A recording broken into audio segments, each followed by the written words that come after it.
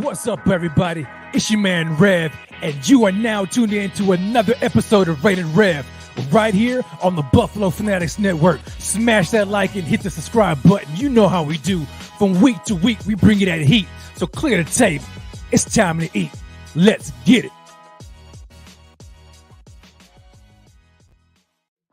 What's up, everybody? It's your man Rev, and you are now tuned in to another episode of Rated Rev, right here on the Buffalo Fanatics Network. Smash that like and hit the subscribe button. You know how we do.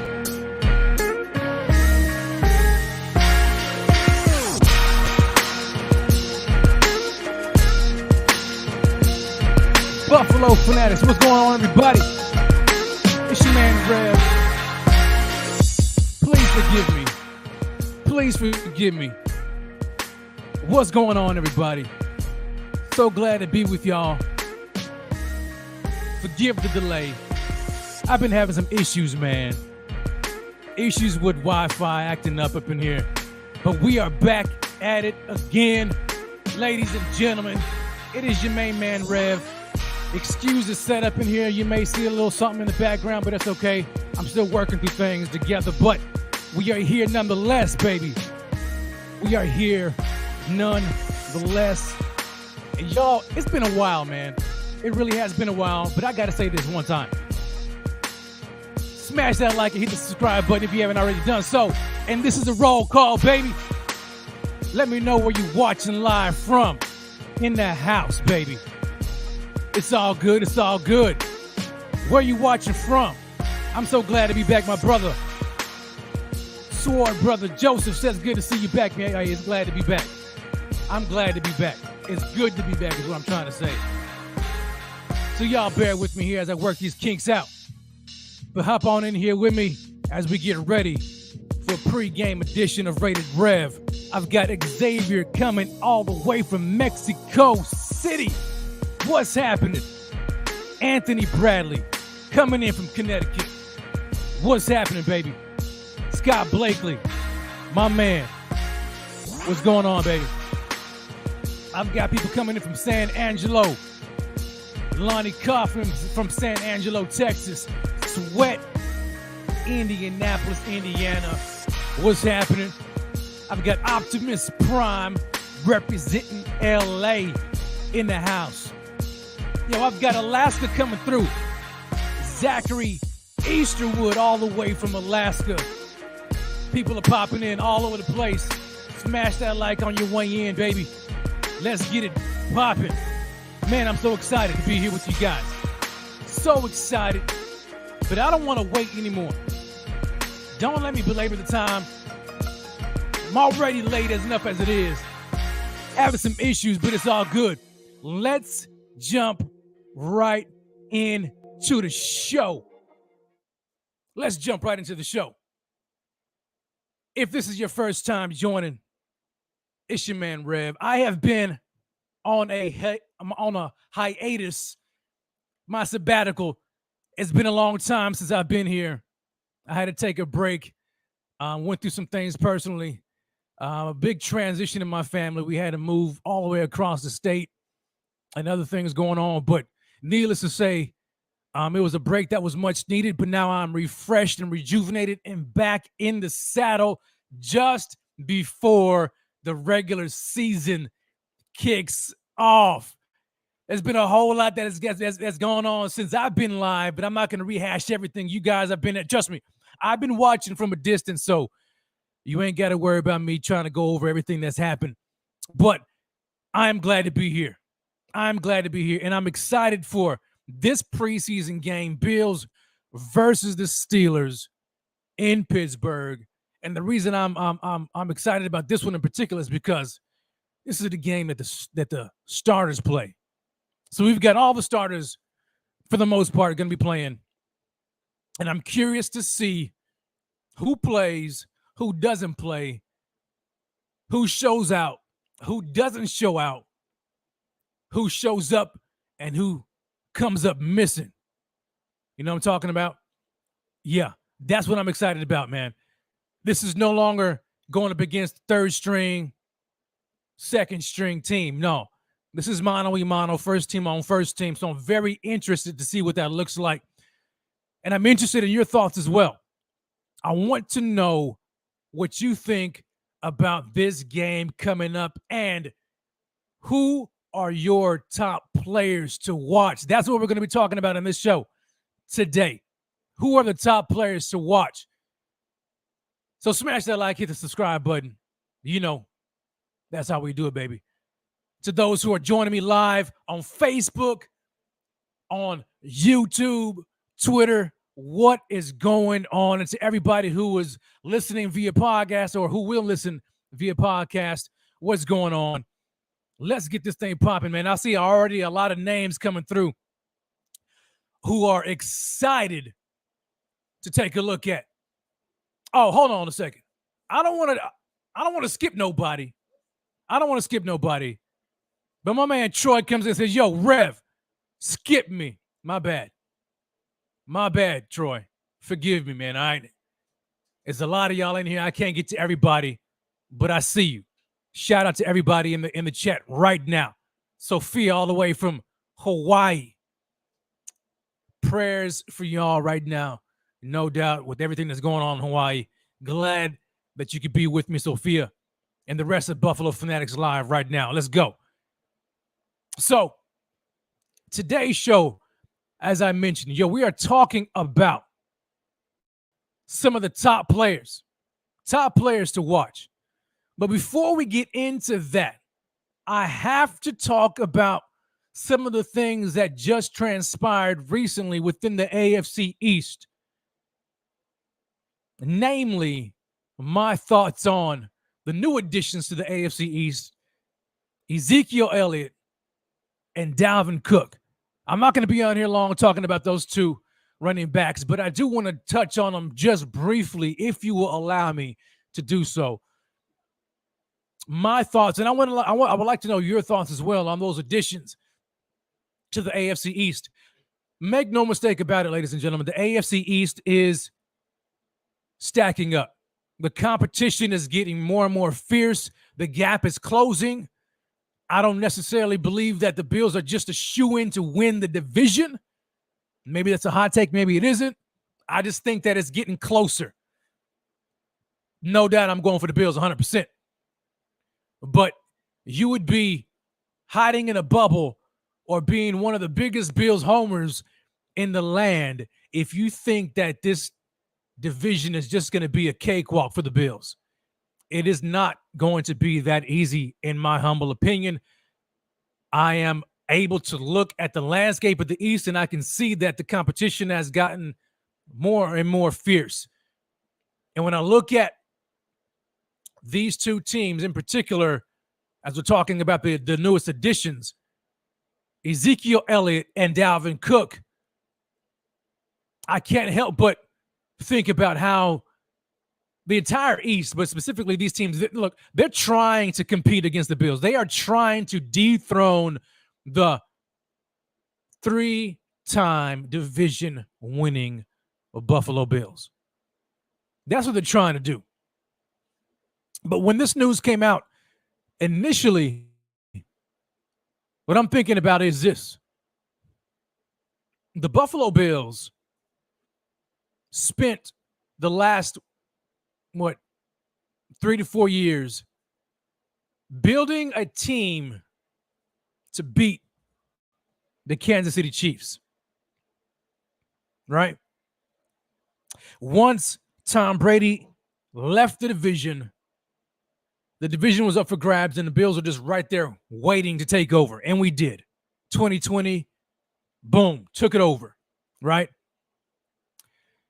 But if you remember, Brandon Beane had mentioned at the conclusion of that season, I believe, that his priority was beating the Chiefs. That was his priority. And so he went in and you know what happened in the draft. He went ahead and drafted pass rushers, right? Because I think that he was trying to take a page out of the books, out of the Tampa Bay Buccaneers book when they defeated the Chiefs in the Super Bowl, and they had that elite pass rush getting all over Pat Mahomes. And so it's a copycat league, and what do we see Brandon Beane doing? He tries to go ahead and vamp up the pass rush. drafts both Greg Rousseau, Boogie Basham. Following year happens, boom, get all the way to the divisional round. Pass rush is non-existent. All right, pass rush is non-existent, but the offense does go toe-to-toe, blow for blow with Pat Mahomes. All right. The following year, they went ahead and make a blockbuster trade, and not a trade, but they went ahead and signed Von Miller to further bolster up that pass rush. Again, trying to beat the Kansas City Chiefs. And then they also focus on the offense, right? Because they wanted to be more potent on offense and they wanted to attack these teams. High scoring, high flying offense, right? That's the name of the game. And they were pretty successful on the offensive side of the ball. The pass rush was looking pretty good until Von Miller went out. What happened in the playoffs? Nothing. Was the pass rush there? Not really. We get bounced by the Bengals. Never got a chance to see the Kansas City Chiefs. Otherwise, it could have been 3 straight playoff losses to the Kansas City Chiefs. My point is this. The Bills have spent all this time building a team to beat the Kansas City Chiefs in the postseason. Meanwhile, ladies and gentlemen, the division, the AFC East division, has been building a team to beat the Bills. And I think that's very important to highlight because you can't overlook your own division. And I wonder if Brandon Beane and the Bills have been a little bit too cocky. If they've been too cocky over the past several years, thinking that they had the division in the bag and they don't need to pay attention to the New York Jets. They don't need to pay attention to the New England Patriots or the Dolphins. Their eyes are only set on the Kansas City Chiefs. But if you ask me, that might be a mistake because what we see happening now are these two teams adding to their team in ways that may seem unconventional. This is what I mean by that. We always knew that Bill Belichick, say whatever you want to say about the man, but Bill Belichick has typically, at least when he had Tom Brady, was always a step ahead of the NFL, right? A step ahead in basically everything, right? And we see teams and we see the rest of the league trying to catch up, and then the following year, Bill Belichick switches things up from a matchup perspective. And I'm wondering if Bill Belichick has something in the bag, and this is what I'm talking about here. We see the landscape of the NFL going to a very pass-happy offense, right? Nothing against that, but just hear me out for a second. With that, right, since the evolution of this pass-happy offense, and you see the likes of the Kansas City Chiefs and the Buffalo Bills and other teams just destroy defenses, right? What do you see defenses doing? Trying to defend the pass. So they're getting lighter. They're getting faster, doing everything they can to play against the pass. Meanwhile, here, I'm just looking here at our own division. You see Bill Belichick and the New England Patriots and the New York Jets almost going to a throwback look. And let's talk about the New England Patriots here with Ezekiel Elliott. Adding Ezekiel Elliott to Ramondre Stevenson. And now we know their offensive line was pretty decent. But I'm curious to know if they have in their mind to attack what could be the Buffalo Bills' weakness on defense, which is run defense, defending the run. If when these teams and defenses have been building to defend the pass, if Bill Belichick and the Patriots and the Jets to a degree are saying, now let's throw it back. So when these teams think that they're going to go light, they're drafting players who are light in terms of weight and they're fast, we're going to go hard nose, pound the rock, mano-a-mano football. And let's see if these light linebackers and light DBs can withstand the ground and pound attack and play keep away. I don't know. It's just an observation. Just an observation, because we know how dangerous Ramondre Stevenson was last year. And then you add Ezekiel Elliott, and I get it. Ezekiel he may be, shade of his former self, right? He's not quite the same Zeke, but we do know that he has enough still in the tank. I mean, he was no slouch last year, right? He was no slouch last year. And then when you look to the New Jersey Jets, Breece Hall, before he got injured, was probably on his way to winning Rookie of the Year, right? Probably on his way there before he got injured. So now he's returning fully healthy. But what do the Jets do? They decide to add another running back in Dalvin Cook. Don't act like Dalvin Cook is a slouch. He ain't no scrub. Just because Minnesota decided to go another way does not mean that all of a sudden Dalvin Cook fell off the face of the earth and forgot how to run the rock and be a very good back in this league. So now you have two-headed monsters in both the New England Patriots and the New York Jets. What are the Buffalo Bills going to do with that? What are they going to do? It's to be determined, right? But I'm just wondering, I'm just throwing it out there. I'm wondering if the Bills have been putting their eye on the Chiefs and are overlooking these two teams within their own division. I want to make sure that this Buffalo Bills defense can stop the run. Because if they can't, we saw what happened against the Bengals. They did not stop the run against the Bengals in the playoffs. They couldn't stop Joe Mixon. They couldn't stop Joe Mixon. And they have basically the same defensive line this year, except for the new addition in Leonard Floyd, a healthy DeQuan Jones.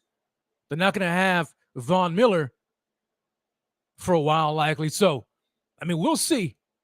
We'll see. But if they can't stop the run,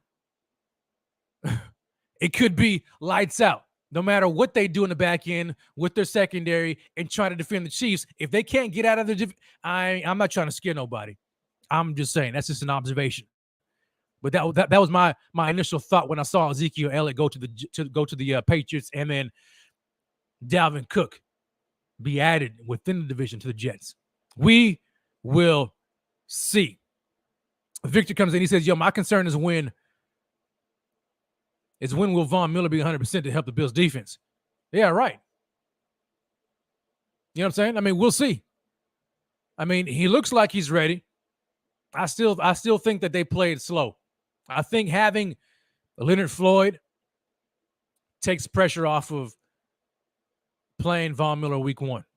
Von Miller can probably stay on pup and just take his time and get back fully. We don't need Von Miller for week one.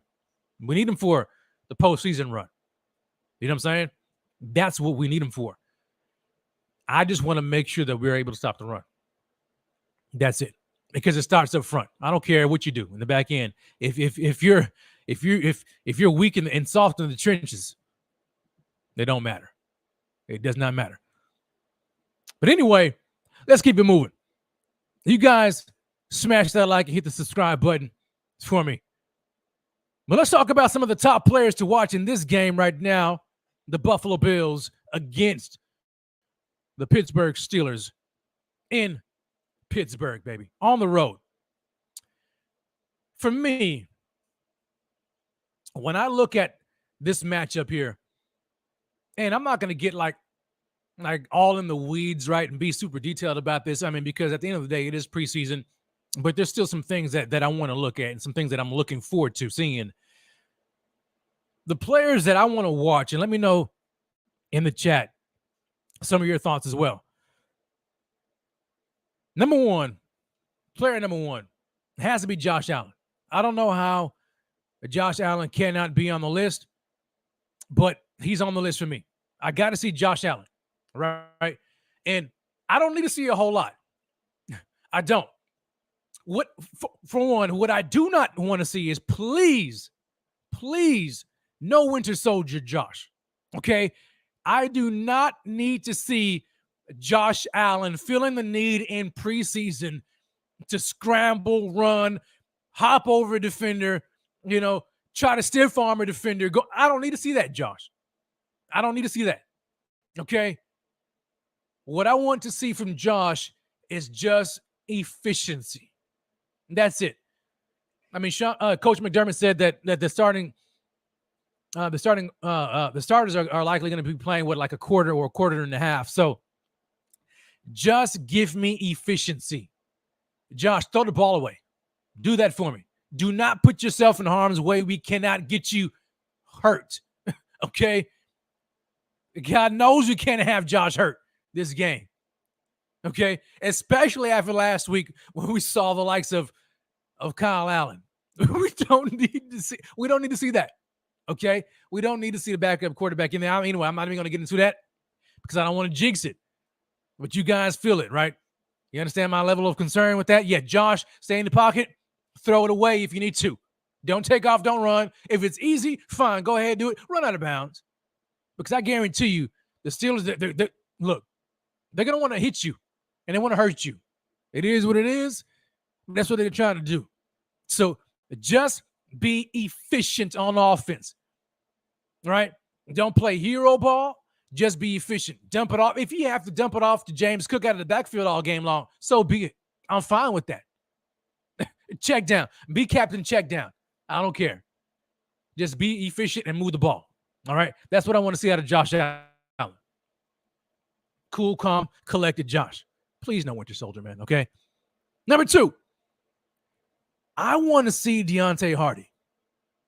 That's who I want to see.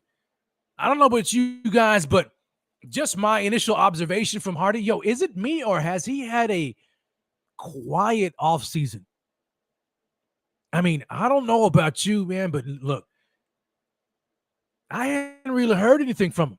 Maybe I've been hiding under a rock and I just really been off the grid.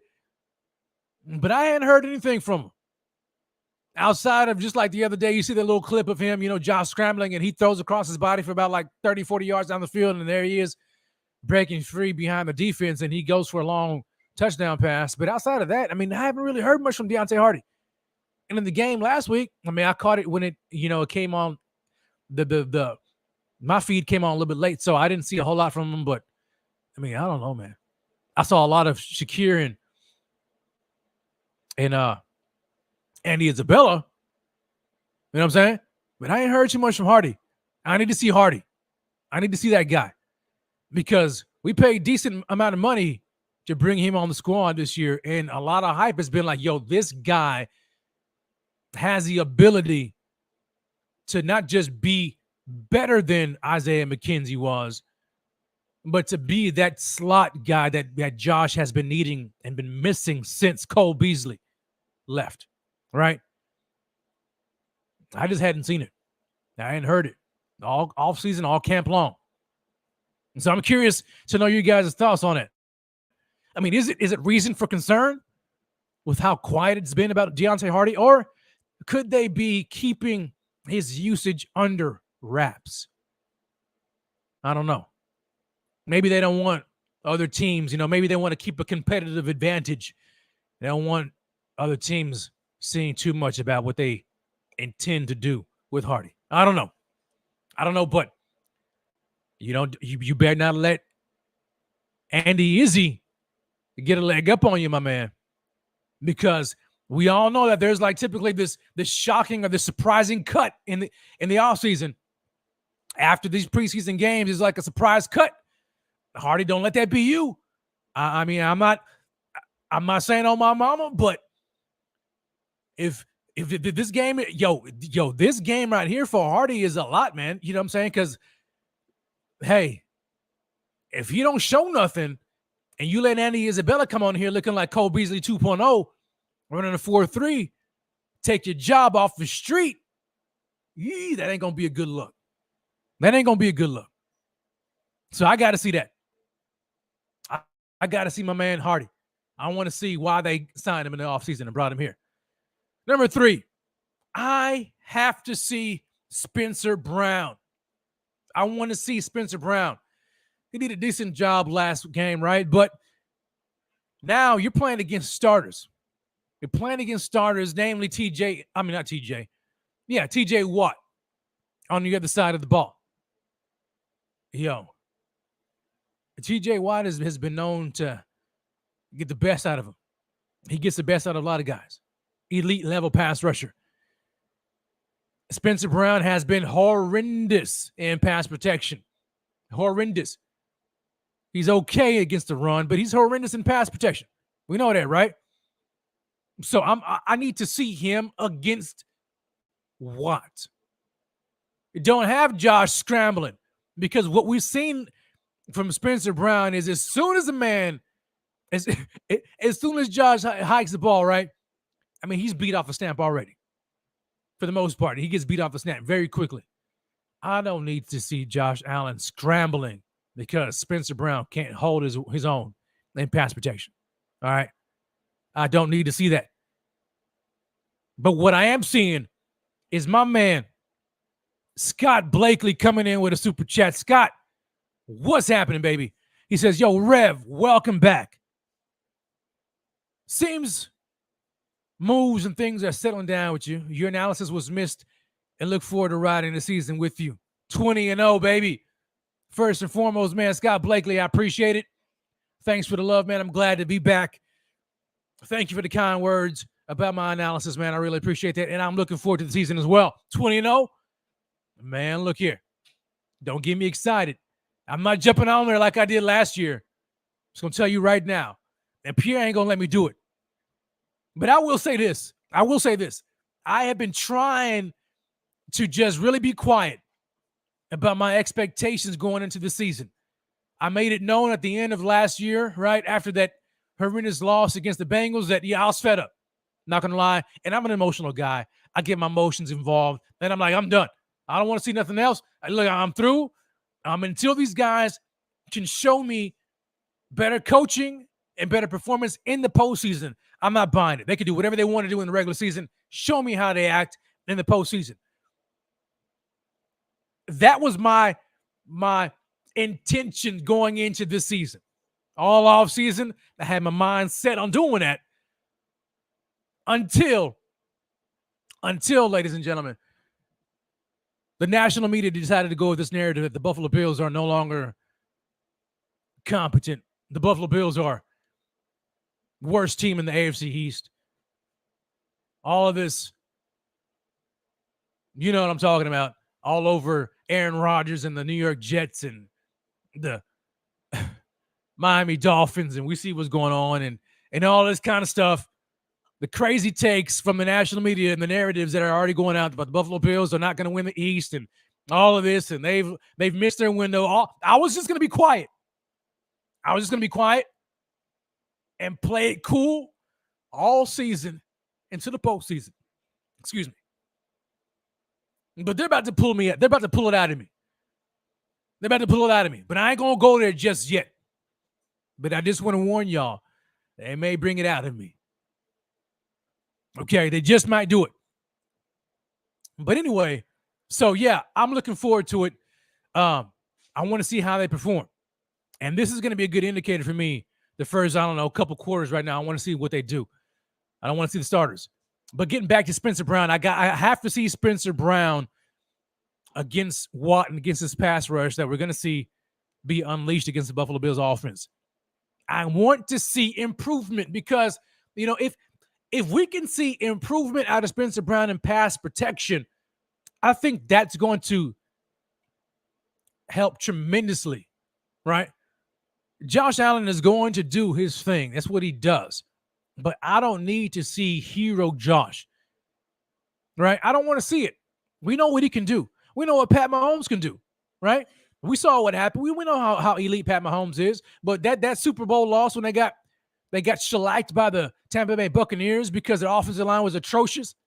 Do you think they went in the following offseason and were like, well, you know what? We got Pat Mahomes. He can scramble. He can make things happen. He can make magic happen. No, what did they do? They went ahead and said, you know what? Enough of this. Enough is enough. They revamped the entire O-line in one offseason, changed it. They said, yeah, Pat Mahomes can do this and that. He's incredible. But we're going to protect our investment and build an elite offensive line in front of him so he doesn't have to do it every single game. Has Brandon Beane done that for Josh? Not really, in my opinion. Not really. Patchwork. Right? Now, he did just spend a second-round draft pick on Osiris Torrance, and who looked pretty good last week, but the jury is still out, right? We will see. But I need to see Spencer Brown make some improvements. All right? Especially when we passed up on DeJuan Jones, who seems to be looking very good in the Cleveland Browns uniform this year so far. But enough is enough. Let me move on. Shall I digress? Number 4. Position number 4 or player number 4, but this is really like a three-headed horseman, all right? I want to see this three-way cornerback 2 battle, right? I'm lumping all three of them in the same lump. That's Kaiir Elam, Dane Jackson, and Christian Benford. I need to see all three of those guys. Will someone out of the three, please show me that they want it? Please. I'm tired. I don't know if you're tired. If you're tired, let me know that you're tired. I'm tired. I'm tired of seeing this back and forth game for 2 years going on now between these three. And I'm like, all right, look, enough is enough. Is somebody going to win the job or not? Is somebody going to win the job or not? Or is Sean McDermott at fault? Is he tinkering too much? What's going on? I hope Sean McDermott ain't messing around. You know what I'm saying? I mean, you just spent 2 years ago a first-round draft pick in Kaiir Elam, and he has still not been able to solidify the cornerback 2 position. I don't know if that says more about Kaiir or if that says something about Sean McDermott and his unwillingness to play the rookie and let him play. We know that he has a propensity of sitting rookies on the sideline and making them earn their stripes, so to speak, but he has to cut that out, right? Play the rookies. Play them, especially when you got a guy who had little to no experience playing zone coming out of Florida. Give the man the reps. He's a press man cornerback, but now you're going to sit him on the sideline because he can't play zone. Then why draft the man? Anyway, I'm not going to get upset about that. I'm trying not to get upset. You know what I'm saying? But I need to see something because this is going to be key. All right? This game is going to be key. But even beyond this game, come week 1, if that starter is not Kaiir Elam, we're going to have a serious conversation to have. Right? So cornerback 2, somebody show me something. And I hope it's not Dane Jackson. Well, I mean, I shouldn't say that. Right? I really want somebody to win the job, but I mean, personally, I've seen enough of Dane. I have seen enough of Dane over the last, several years. And then last year, man, Dane continued to get beat. Ever since I think it was the Cleveland Browns game, he just got beat every single game. And didn't just get beat, he got destroyed. But yet and still, here he is in the competition. I mean, he's like Levi Wallace 2.0, but I mean, golly, man, Sean, is Dane that good or is, come on now. Anyway, that's what I want to see. I have to see those guys. Somebody grab this job, you know what I'm saying, and win it. And then lastly, but not least, and shout out to everybody, man, who's watching right now live in the chat. I so greatly appreciate you guys. The game is almost about to be started. I told y'all I wasn't going to take your time, a whole lot of your time today. I want to give y'all the opportunity to get right and get ready for this game that's about to start here shortly. But number 5, for me, I need to see Dorian Williams. I want to see more out of the rookie Dorian Williams against the starters, right? Playing with the starting defense against the starting offense of the Pittsburgh Steelers. I don't know about you, but last week, he popped to me. He really did. He did a lot of things that I really liked. He stood out. I mean, the guy was just see ball, get ball, run and chase guy, right? Did he make some mistakes? Yeah, of course he made mistakes. There was a time when he kind of reminded me of Tremaine Edmonds.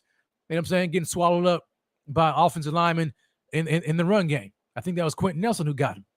But I mean, my God, he didn't look no different than Tremaine Edmonds has done for the past 5 years when he played for the Buffalo, right? You know what I'm saying? So, hey, it is what it is. You know, I liked what I saw out of him. I really did. Now we've seen, Terrell Dodson, and Dodson may have the leg up just from an experience standpoint, going into the season. You know what I'm saying? But man, don't sleep on the rookie, man. Don't sleep on the rookie. We saw AJ Klein. We know what we have in AJ Klein. And we know Sean McDermott trusts him. I hope Sean McDermott does not decide to chart out AJ Klein in week 1 as a starting middle linebacker. Please don't do that. Please, Sean, don't do it. Don't do it. Unless you want to get torched in the pass game, don't do it. Okay? Because Aaron Rodgers is going to know. He's going to look at that and he's going to just line him up. Okay? So to me, it's a 2-man race.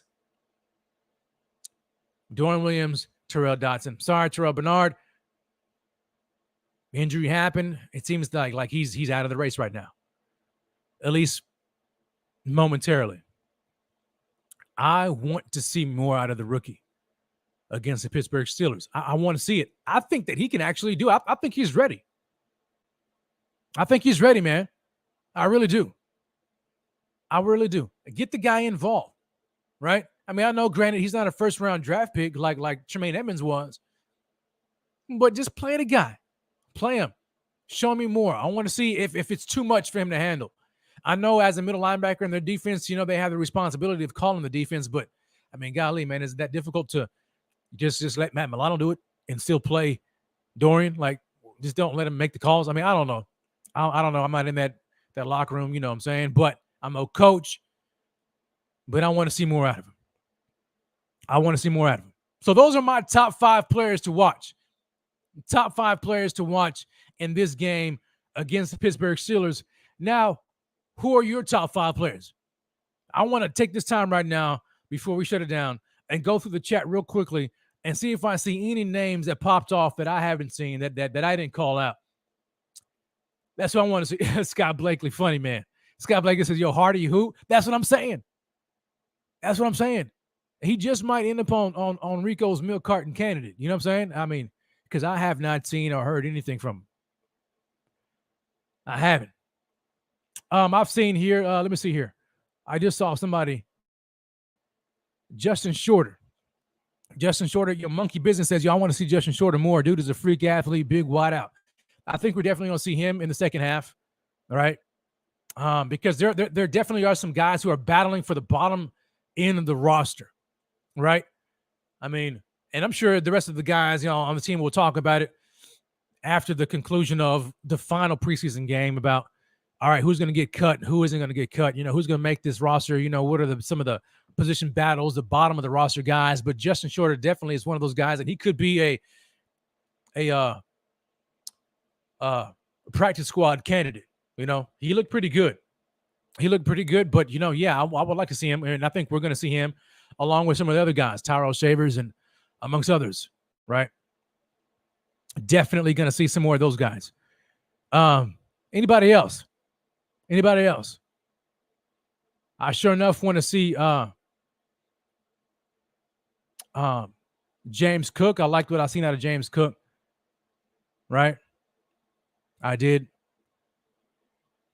I want to see what the pass rush. I mean, if we're just talking about positions, instead of players individually, I want to see the pass rush, what it looks like with, presumably Greg Rousseau, Ed Oliver, Daquan Jones, Leonard Floyd. I want to see Floyd, right?